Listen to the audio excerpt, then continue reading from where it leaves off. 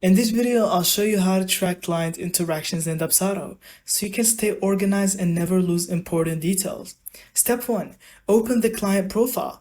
Inside Dubsado, head to the Projects or Contracts tab and select the client you want to track. Step 2. Use the Notes section.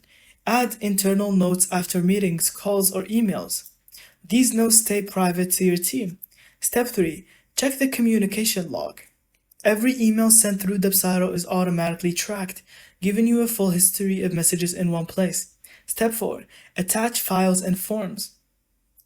Store contracts, questionnaires, and proposals under the client's profile, so you never have to search across multiple apps.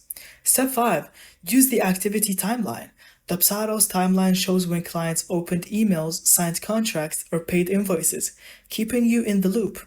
With everything stored in one hub, tracking client interactions in Dubsado makes it easy to deliver a smooth professional client experience every time. Thank you so much for watching. I hope you found this video helpful. Don't forget to leave us your thoughts in the comments.